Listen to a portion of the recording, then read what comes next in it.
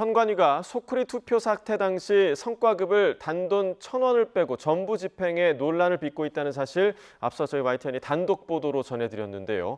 무려 58명 부정 합격 의혹이 불거졌던 3년 전 자녀 특혜 채용 논란 때도 선관위는 성과급 예산 대부분을 받아간 것으로 YTN 취재 결과 확인됐습니다. 자세한 내용 취재기자 연결해서 알아보겠습니다. 박희재 기자, 이 성과급 후속 내용부터 전해주시죠. 네, YTN은 지난 2022년 소쿠리 투표 당시 선관위가 성과급 예산 99.99%를 집행했다는 소식 앞서 전해드렸는데요. 이듬해인 2023년 자녀 특혜 채용 논란으로 국민적인 지탄을 받았을 때도 선관위는 성과급 대부분을 집행한 것으로 확인됐습니다. 국민의힘 김승수 의원이 중앙선관위로부터 받은 2023년 인건비 집행 현황 및 세부 자료를 보면요. 성과상여급 항목으로 배정된 예산 85억 2,040만 5천 원 가운데 83억 6,319만 5천 원이 집행된 것으로 파악됐습니다. 남은 액수는 1억 5천만여 원으로 집행률은 98.1% 수준입니다.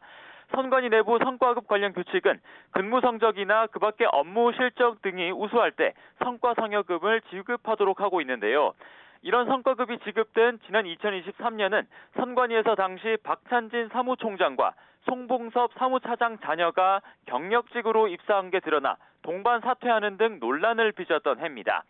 2년에 거친 감사원 감사 결과 전현직 선관위 직원 32명이나 채용 비리에 연루된 거로도 뒤늦게 드러났죠. 중앙선관위는 YTN에 예산 범위 안에서 지급했고 지난해 감사 이후 대상자들은 성과급 지급에서 제외했다고 해명했습니다. 네, 선관위 진상규명위원회 소식도 좀 살펴보겠습니다. 조금 전에 회의가 시작됐죠? 네, 그렇습니다. 오후 2시부터 선관위 진상규명위원회 4차 회의가 과천청사에서 비공개로 시작됐습니다. 지난주까지 투표용지가 부족했던 규모가 가장 컸던 서울 송파구 선관위를 집중 조사했는데 점차 조사 대상을 서울시 선관위와 중앙선관위로 확대하고 있습니다.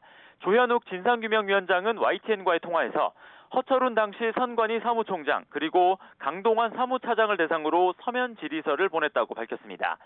6.3 지방선거 당일 송파구 선관위에서 투표용지 부족 문의가 있었는데도 왜 지시가 늦었는지 등 의사결정 구조를 심도 있게 들여다보겠다는 판단입니다. 진상규명위는 다만 인천과 전남 등의 관내 사전투표에서 후보들의 득표수가 동시에 일치한 이른바 쌍둥이 득표에 대해서는 사실상 위원회 수준에서 임의조사는 어렵다고 설명했습니다. 개표 당시 작성한 서류에는 문제가 없는 만큼 투표함을 열어 확인하기에는 현실적인 어려움이 있다는 건데요. 수사나 국정조사 그리고 법원 차원의 재검표 방식이 필요하다고 강조했습니다.